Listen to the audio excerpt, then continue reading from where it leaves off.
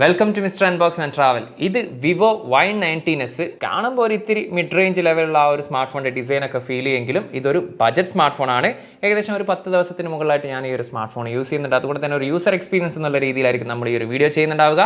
എന്നും പറയാറുള്ള പോലെ തന്നെ വീഡിയോ മാക്സിമം സ്കിപ്പ് ചെയ്യാതെ കാണുക. ചാനൽ വീഡിയോസ് യൂസ്ഫുൾ ആണെങ്കിൽ ചാനൽ സബ്സ്ക്രൈബ് ചെയ്യുന്ന കാര്യം കൂടി ഒന്ന് പരിഗണിച്ചോളി.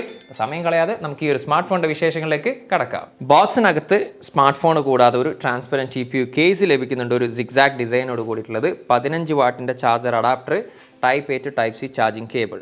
3 കളേഴ്സിലാണ് ഗ്ലോബലി ഈ ഒരു സ്മാർട്ട് ഫോൺ അവൈലബിൾ ആണ്. അതിൽ 2 കളേഴ്സാണ് ഖത്തറിൽ അവൈലബിൾ ആയിട്ടുള്ളത്. നമ്മുടെ കയ്യിലുള്ള ഗ്ലേസിയർ ബ്ലൂവും ഇതുകൂടാതെ ഗ്ലോസി ബ്ലാക്കും, മറ്റു ചില രാജ്യങ്ങളിൽ പേൾ സിൽവറും അവൈലബിൾ ആണ്. ഡിസൈൻ ആൻഡ് ബിൽഡ് ക്വാളിറ്റി നോക്കുകയാണെങ്കിൽ പിറകിൽ ഉപയോഗിച്ചിരിക്കുന്നത് പ്ലാസ്റ്റിക് മെറ്റീരിയലാണ്, മാറ്റ് ഫിനിഷ് ആണ് വരുന്നത്. ഈ ഒരു ബ്ലൂ കളറിൽ നല്ല സ്റ്റൈലിഷ് ആയിട്ടുള്ള ഒരു പാറ്റേൺ നമുക്ക് കാണാൻ സാധിക്കും. അതുപോലെ തന്നെ അത്യാവശ്യം നല്ല ഭംഗിയുള്ള രീതിയിലുള്ള ഒരു ക്യാമറ മൊഡ്യൂൾ കാണാൻ സാധിക്കുന്നുണ്ട്. 2 ക്യാമറയും ഇവിടെ ഓറ ലൈറ്റ് എന്ന് തോന്നിക്കുന്ന രീതിയിലുള്ളൊരു ഡമ്മിയും നമുക്ക് കാണാൻ സാധിക്കുന്നുണ്ട്. അതുപോലെ തന്നെ പ്ലാസ്റ്റിക് ആണ് ബോഡി ഫ്രെയിം വരുന്നത്. 8.1 mm ആണ് ബോഡി തിക്നെസ്. അതുപോലെ 198 gram ആണ് ഇതിൻ്റെ ബോഡി വെയിറ്റ് വരുന്നത്. എനിവേ റൈറ്റ് സൈഡിലാണ് ഫിംഗർ പ്രിൻറ്റ് സ്കാനറോട് കൂടിയിട്ടുള്ള പവർ ബട്ടണും വോളിയം റോക്കേഴ്സും കാണാൻ സാധിക്കുക. മുകൾ വശത്തായിട്ട് നമുക്കൊരു സെക്കൻഡറി സ്പീക്കർ, ലെഫ്റ്റ് സൈഡിലാണ് സിം ട്രേ വരുന്നത്. 3 കാർഡ് സ്ലോട്ടാണ്, ഒരേ സമയം 2 nano sim card plus memory card എന്നുള്ള രീതിയിൽ യൂസ് ചെയ്യാൻ സാധിക്കും. താഴ്വശത്തായിട്ട് നമുക്കൊരു 3.5 mm headphone jack, internal mic, type C charging port, speaker ഗ്ലേ. ഇത്രയും കാര്യങ്ങളാണ് നമുക്ക് ഒറ്റ നോട്ടത്തിൽ ഡിസൈനിൽ കാണാൻ സാധിക്കുന്നത്. ഡിസൈൻ വൈസ് ഈ ഒരു പ്രൈസ് സെഗ്മെൻറ്റിൽ അത്യാവശ്യം ഭംഗിയുള്ളതായിട്ട് എനിക്ക് ഫീൽ ചെയ്യുന്നുണ്ട്. അതുപോലെ തന്നെ IP64 റേറ്റഡോട് കൂടിയിട്ടുള്ള water and dust resistance smart phone കൂടിയാണിത്. ഡിസ്പ്ലേയെ കുറിച്ച് പറയാനാണെങ്കിൽ പാരമ്പര്യമായിട്ട് വിവോ ബജറ്റ് സ്മാർട്ട് ഫോണുകളിൽ കാത്തു സൂക്ഷിച്ചിരുന്ന ആ ഒരു വാട്ടർ ഡ്രോപ്പ് നോച്ച് ഡിസ്പ്ലേ ഇതിൽ നിന്ന് എടുത്ത് മാറ്റിയിട്ടുണ്ട്. ഇതിൽ കൊടുത്തിരിക്കുന്ന പഞ്ച് ഹോൾ ഡിസ്പ്ലേ ആണ് വരുന്നത്. 6.68 ഇഞ്ചിൻ്റെ IPS LCD ഡിസ്പ്ലേ ആണ്. 90 Hz ആണ് റിഫ്രഷ് റേറ്റ്. HD+ ആണ് റെസൊല്യൂഷൻ വരുന്നത്. 1000 nits ആണ് ഇതിൻ്റെ മാക്സിമം ബ്രൈറ്റ്നസ് ലെവൽ വരുന്നത്. അതുകൊണ്ട് തന്നെ വെളിയിൽ പോയാൽ തരക്കേടില്ലാത്ത രീതിയിൽ നമുക്ക് ഇതിൽ കാര്യങ്ങളൊക്കെ കാണാൻ സാധിക്കുന്നുണ്ട്. അതുപോലെ തന്നെ 264 പിക്സൽ പെർ ഇഞ്ചാണ് ഇതിൻ്റെ density. Overall display quality wise പറയാനാണെങ്കിൽ മോശം പറയാനായിട്ട് വലിയ രീതിയിൽ എനിക്ക് ഫീൽ ചെയ്തിട്ടില്ല. എസ്പെഷ്യലി ഇത് അത്യാവശ്യം ബ്രൈറ്റ് ആയിട്ടുള്ള ഡിസ്പ്ലേ ആയിട്ടാണ് എനിക്ക് ഫീൽ ചെയ്യുന്നത്. അതുപോലെ തന്നെ നമുക്ക് മൾട്ടിമീഡിയ പർപ്പസിൻ്റെ കാര്യം അല്ലെങ്കിൽ നമ്മൾ വിഷ്വൽസും കാര്യങ്ങളൊക്കെ ഇതിൽ കാണുന്ന സമയത്ത് അത്യാവശ്യം ഒരു ബ്രൈറ്റ് ആൻഡ് ഡീറ്റെയിൽ ആയിട്ട് എനിക്ക് ഫീൽ ചെയ്തിട്ടുണ്ട്. ഓവറോൾ ഡിസ്പ്ലേ വൈസ് പറയാനാണെങ്കിൽ ഒരു ഡീസൻറ്റ് ഡിസ്പ്ലേ എന്നുള്ള രീതിയിലാണ് എനിക്ക് ഫീൽ ചെയ്തിട്ടുള്ളത്. യൂണിസോക്കിൻ്റെ T612 എന്ന് പറയുന്ന 4G ചിപ്സെറ്റാണ് ഈ ഒരു സ്മാർട്ട് ഫോണിൽ യൂസ് ചെയ്തിരിക്കുന്നത്. 12 nm ടെക്നോളജിയിൽ ഒക്ടാ കോറിൽ 1.82 GHz ആണ് ക്ലോക്ക് സ്പീഡ്. മാലി G57 ആണ് ഇതിൽ ഉപയോഗിച്ചിരിക്കുന്ന GPU. എനിവേ പെർഫോമൻസ് ആയതിനെ കുറിച്ച് ചോദിച്ചാൽ നമ്മളൊരു നോർമൽ യൂസർ ആണെങ്കിൽ നിരാശപ്പെടുത്താത്തൊരു പെർഫോമൻസ് തന്നെ നമുക്കിതിൽ ആസ്വദിക്കാൻ സാധിക്കുന്നുണ്ട്.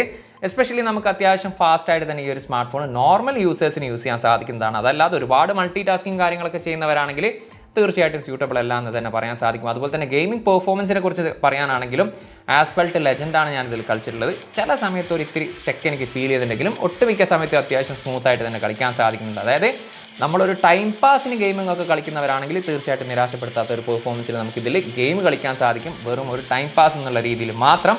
എനിവേ 6GB റാമിൽ 128 എന്ന് പറയുന്ന ഒരൊറ്റ മെമ്മറി വേരിയൻ്റാണ് നിലവിൽ ഇപ്പോൾ ഖത്തറിൽ അവൈലബിൾ ആണ്. ചില രാജ്യങ്ങളിൽ 8+256GB എന്ന് പറയുന്ന മെമ്മറി വേരിയൻസിൽ കൂടി അവൈലബിൾ ആണ്. അപ് ടു 1TB വരെ നമുക്കിതിൽ മെമ്മറി കാർഡ് യൂസ് ചെയ്യാൻ സാധിക്കും. 3 കാർഡ് സ്ലോട്ടാണ്, ഒരേ സമയം 2 nano sim card plus memory card എന്നുള്ള രീതിയിൽ. LPDDR4X ആണ് റാം ടൈപ്പ് വരുന്നത്. eMMC 5.1 ആണ് ഇതിൻ്റെ റോം ടൈപ്പ് വരുന്നത്. എനിവേ കണക്ടിവിറ്റിയുടെ കാര്യം എടുത്തു കഴിഞ്ഞാൽ ഡ്യുവൽ 4G LTE ഇതിൽ സപ്പോർട്ടാണ്. ബ്ലൂടൂത്തിൻ്റെ 5.2 ആണ് വരുന്നത്. ഡ്യുവൽ ബാൻഡ് വൈഫൈ ഇതിൽ സപ്പോർട്ടാണ്. NFC ഈ ഒരു സ്മാർട്ട് ഫോണിൽ സപ്പോർട്ടല്ല. അതുപോലെ ഈ ഒരു സ്മാർട്ട് ഫോണിൻ്റെ മറ്റൊരു പ്രത്യേകത എന്ന് പറയുന്നത് സ്റ്റോർ കംപ്രഷൻ എന്നുള്ള രീതിയിൽ, അതായത് ചില ആപ്ലിക്കേഷനൊക്കെ നമുക്ക് കംപ്രസ് ചെയ്തിട്ടായിരിക്കും ഫയലുകൾ അതിൽ സൂക്ഷിക്കുന്നുണ്ടാവും. ഉദാഹരണത്തിന് 500 MB ഒരു ഫയലാണെങ്കിൽ അതൊരു പക്ഷേ 100 MB അല്ലെങ്കിൽ 200 MB കംപ്രസ് ചെയ്തതിന് ശേഷം സൂക്ഷിക്കുന്നതുകൊണ്ട് തന്നെ കുറച്ച് GB നമുക്ക് സ്റ്റോറേജിൽ സേവ് ചെയ്യാൻ സാധിക്കുന്നതാണ്. എനിവേ Android 14 ഈ ഒരു സ്മാർട്ട് ഫോൺ പ്രവർത്തിക്കുന്നത്. ഫൺ ടച്ച് ചോയ്സ് വരുന്ന 14 ആണ്.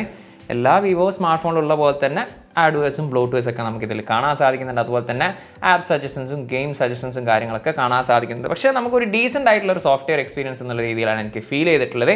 ഓവറോൾ ഹാർഡ്വെയർ ആൻഡ് സോഫ്റ്റ്വെയർ എക്സ്പീരിയൻസിൽ ഒരു ഡീസൻറ്റ് എക്സ്പീരിയൻസ് ആണ് എനിക്ക് ഈ ഒരു സ്മാർട്ട് ഫോണിൽ ആസ്വദിക്കാൻ സാധിച്ചിട്ടുള്ളത്. ബാറ്ററി വരുന്നത് 5500 mAh ആണ്. പക്ഷേ 15 വാട്ടിൻ്റെ ചാർജറാണ് നമുക്ക് ഇതിനോടൊപ്പം ലഭിച്ചിട്ടുള്ളത്. അത് ഉപയോഗിച്ചുകൊണ്ട് 0 to 100 ചാർജ് ചെയ്യാൻ 1.5 മണിക്കൂറിനൊക്കെ മുകളിൽ എടുക്കുന്നുണ്ട്.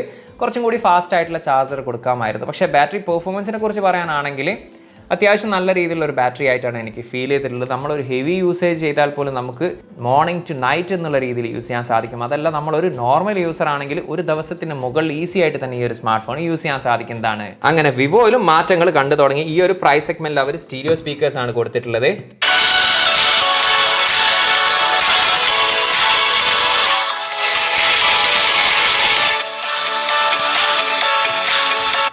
സ്റ്റീരിയോ സ്പീക്കേഴ്സാണ്, ഭയങ്കര സൂപ്പർ ലൗഡി അല്ല. അതുപോലെ തന്നെ ടോപ്പ് ആൻഡ് ബോട്ടമിൽ ഏകദേശം ഒരു ബാലൻസ് ആയിട്ടുള്ള സൗണ്ട് ക്വാളിറ്റി ആയിട്ടാണ് ഫീൽ ചെയ്യുന്നത്. ഇപ്പോൾ ഓവറോൾ ഈ ഒരു പ്രൈസ് സെഗ്മെന്റിൽ ഒരു ഗുഡ് സ്പീക്കർ ക്വാളിറ്റി ആയിട്ട് തന്നെയാണ് ഫീൽ ചെയ്തത്. സൈഡ് മൗണ്ടഡ് ഫിംഗർ പ്രിന്റ് സ്കാനറാണ്, ഒപ്റ്റിക്കലാണ് സെൻസർ യൂസ് ചെയ്തിരിക്കുന്നത്. വളരെ fast and accurately finger lock read ചെയ്യുന്നുണ്ട്. ഇനി ഫേസ് ലോക്കിൻ്റെ കാര്യം എടുത്തു കഴിഞ്ഞാൽ ഫേസ് ലോക്കും വളരെ പെട്ടെന്ന് തന്നെ ഡിറ്റക്ട് ചെയ്യുന്നുണ്ട്.